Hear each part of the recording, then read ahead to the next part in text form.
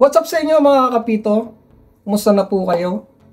Isang mapagpalang araw po sa inyong lahat at welcome uli sa ating panibagong vlog. Kasama nyo pa rin ang inyong lingkod, Uncle B. Dito pa rin sa ating YouTube channel na Uncle Baldo Official.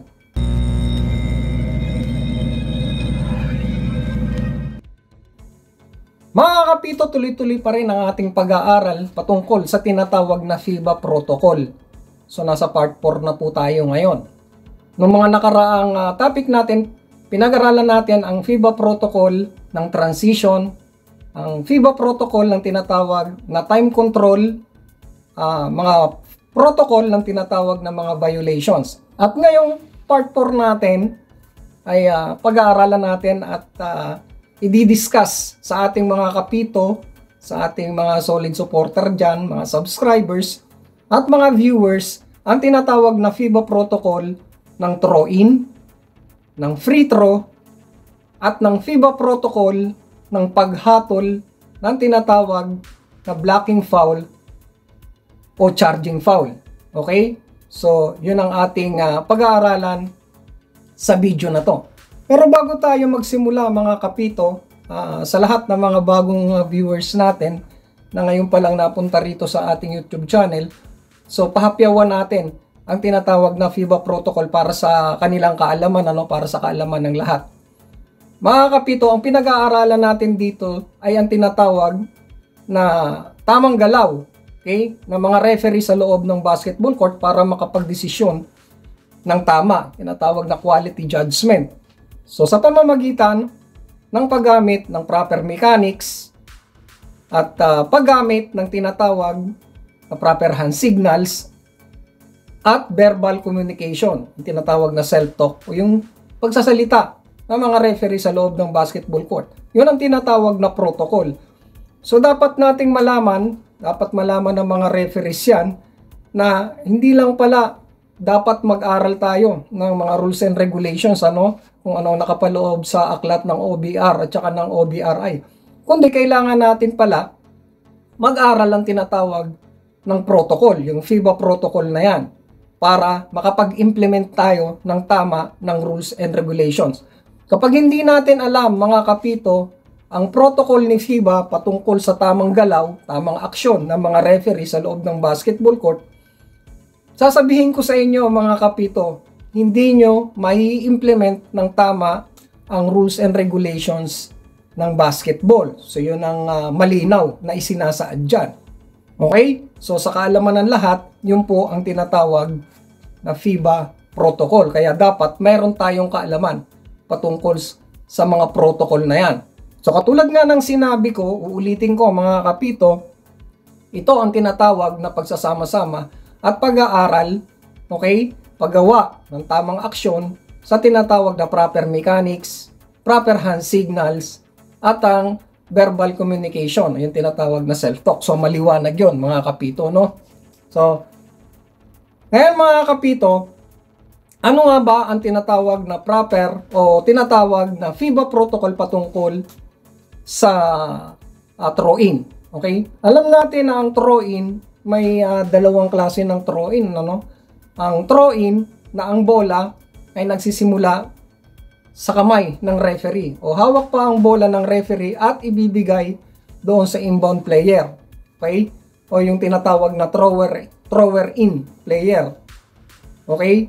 Doon sa tinatawag na pwesto, okay, ng isang player sa out of bounds. So doon binibigay ng referee. Yun ang tinatawag na throw-in. At ang pangalawang throw-in na sinasabi ay ang after successful shot, okay, kinukuha ng player ang bola at kailangan niya maibigay ang bola doon sa kakampi niya during throw-in. So, ibig sabihin tuloy-tuloy ang aksyon, hindi na nasa kamay ng referee. So, yun ang dalawang klase ng throw-in. So, para sa kaliwanagan ng mga kapwa natin referee, ang throw-in po, ang protocol niyan, okay, kung ang bola ay galing sa referee, hawak pa ng referee ang bola at ibibigay doon sa player, maliwanag na sinasabi ni FIBA na kailangan ang isang kamay ng referee ay nakataas.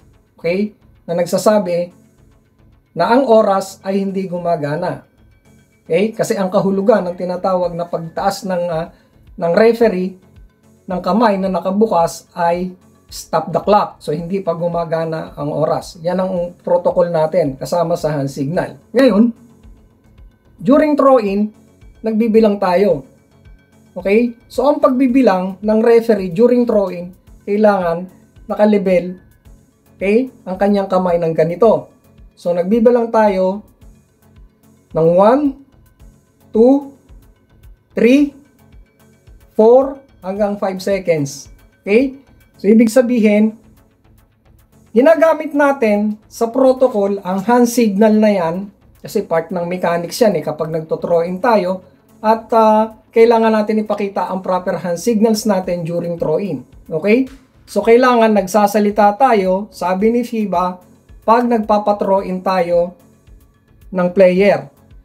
Okay? Sa throw-in area. Ngayon, mga kapito, lagi natin tatanda kapag nagpapathrow-in tayo, kung saan tayo nagbibilang, kailangan ang ating kamay na pambilang ay hindi po pwedeng magkaroon ng tinatawag na interruption sa nagto-throw-in. So halimbawa, nandito ang throw-in player, kailangan ang kamay natin nandito tayo nagbibilang. Hindi po pwedeng nandito kasi pwede siyang tamaan ng kamay natin. So yun ang protocol. Okay? Paggamit ng proper hand signal. So maliwanag yan mga kapito, no? At sinasabi ni FIBA during throw-in kailangan nagsasalita tayo. Okay? Sinasabi natin ang counting natin verbally para magkaroon ng tinatawag na kaalaman ang mga thrower-in player kung sino yung nag-i-inbound doon na nawawarningan sila kung ilang segundo na nga ba ang binibilang ng referee para makaiwas sila sa tinatawag na 5 seconds violation. Of course. Okay? So, yan ang protocol. During first quarter, second quarter, third quarter, at fourth quarter nang wala pang last 2 minutes, okay? Nagbibigay lang tayo ng tinatawag na verbal warning sa mga players na defensive players na nag-haras doon sa tinatawag na thrower-in player, yung nag-i-inbound. Okay? Pero sinasabi, of course, part ng rules and regulations ng basketball, okay, na every time na nasa last 2 minutes na ng fourth quarter or last 2 minutes ng overtime, bago tayo magpa-thrower sa player or magpa-inbound sa player, kailangan mag-signal tayo ng tinatawag na ganito. Ibig sabihin yan, hindi po pwedeng lumapit ang tinatawag na defensive player doon sa nag-i-inbound. Warning po yan. Okay? So yun ang protocol. So kailangan lahat ng hand signal na kailangan gawin during throw-in, kailangan ipakita po natin yon. Okay? Ngayon, habang nagbibilang tayo at kapag nakita na natin na ang bola na receive, okay, ng kakampi ng offensive team na receive sa loob ng basketball court, chinachap natin na start na ang laro. Okay? Ngayon, ang proper dyan, kapag nakita natin, nagbibilang tayo 1, 2, 3, nakita na natin na na-receive, ang hand signal niyan, start na. Okay? Chinachap natin. Ibig sabihin, start na ang oras.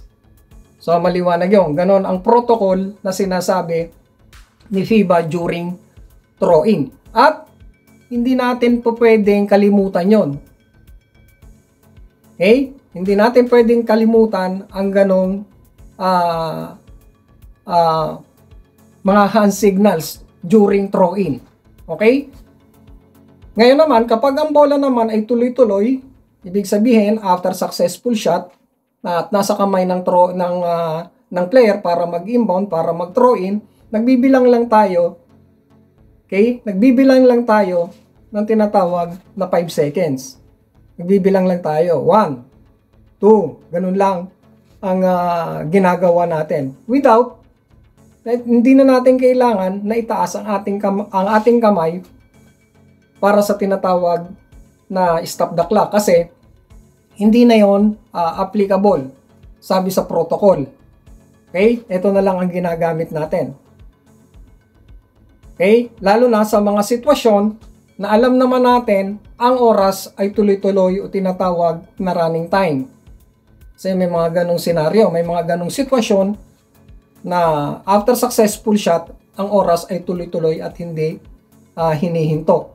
Okay?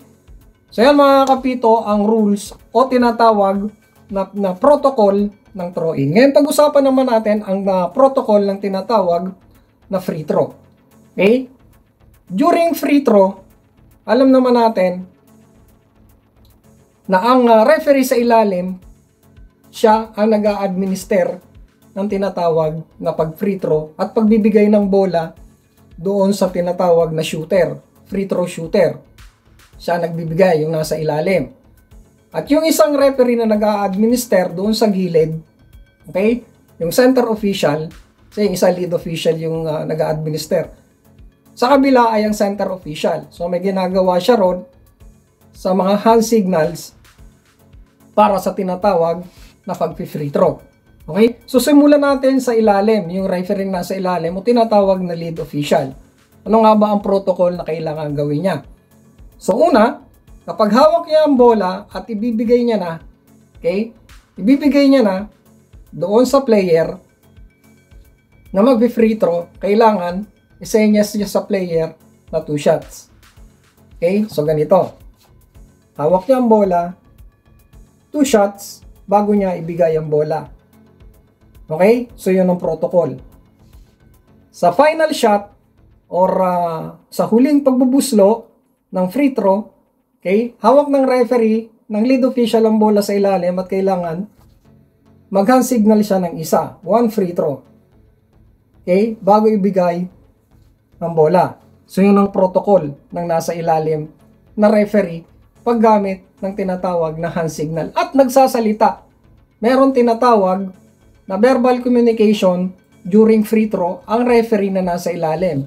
2 shots, bigay ang bola, and then last shot, 1 shot, bigay ang bola. Okay? So may verbal para alam. Okay, kasi karamihan sa mga jumper na mga players, minsan hindi nila alam kung ilang free throw ang ibibigay. So, kailangan liwanagin ng referee na nasa ilalim na lead official na nagbibigay ng bola doon sa free throw shooter na mayroon pang 2 shot, 2 shots kung ibibigay. Or isa kung ibibigay mo. So, maliwanag yon. Yun lang ang proper hand signal na ginagawa ng referee na nasa ilalim. Hindi natin po pwedeng kulangan, hindi natin po pwedeng dagdagan. Kaya mga kapito, ngayon naman, yung referee na nasa center, okay, kapag nakita niya ang bola, na-bounce na, okay, na-bounce na ang bola, papunta doon sa player. Pag alam niyang sumenyas ang referee na kasama niya sa ilalim na 2 shots, kailangan nakataas ang kanyang 2 kamay. Okay? Nandun siya sa gitna.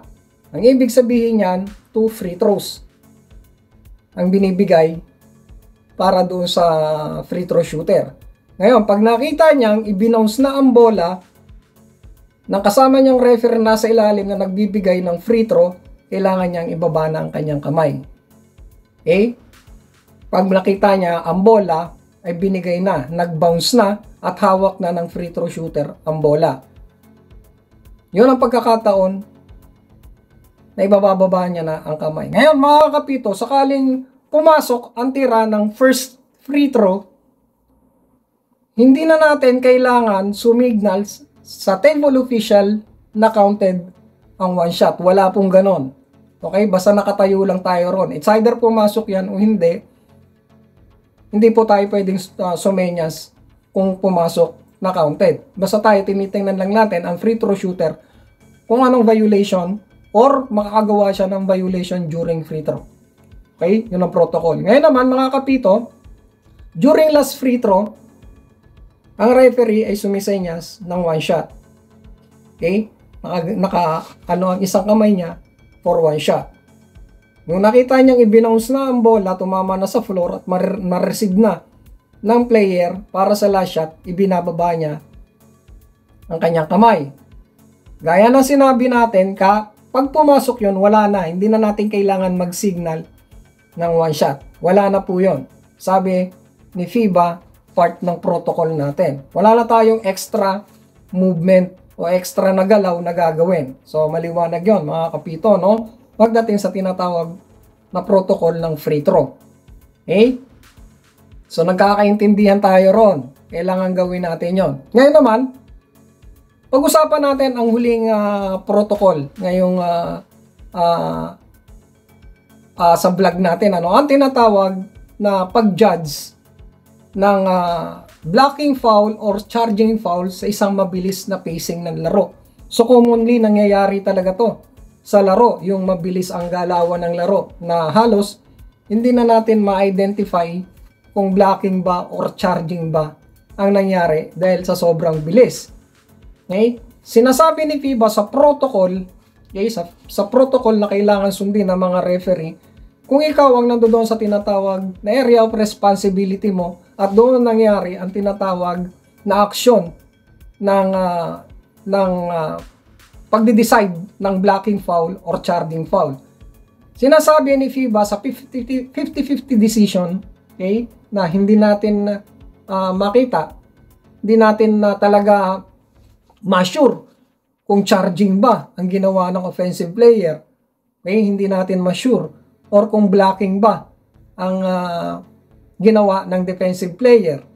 Okay, 50-50. Ibig sabihin, may doubt tayo. Pero, kailangan pa rin natin sundin ang tinatawag na IOT natin. Okay? Yung individual officiating techniques ng FIBA na kailangan makita muna natin ang action, ma-process natin ang action, process muna natin bago tayo mag-decide.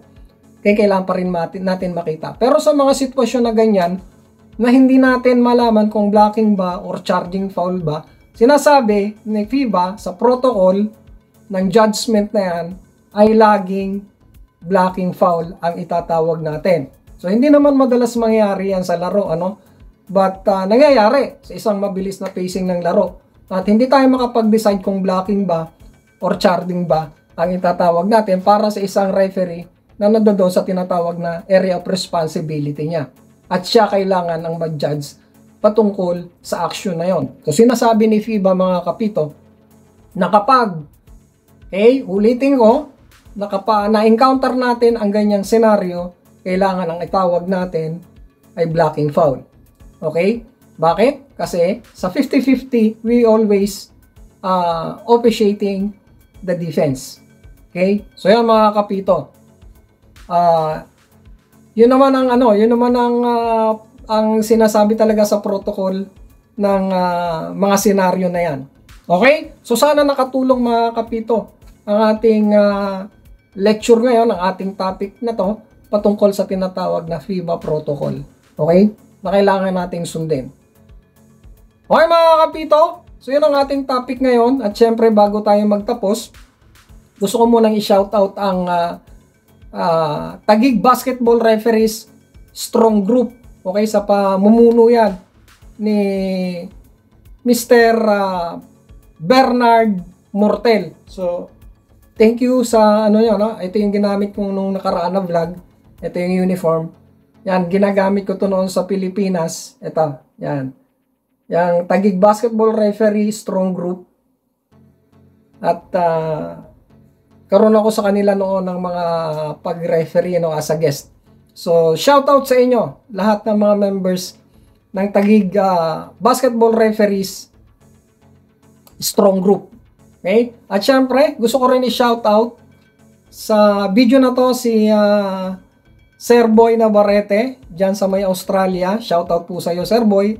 At ang ating kaibigan, dyan din sa Australia, na si Mr. James Young. Brother, shoutout sa iyo. So yan, mga kapito, at yan ang ating video sa ngayon. At magkita-kita na lang tayo uli sa ating susunod na vlog. Okay? So mga kapito, God bless us all. Peace out.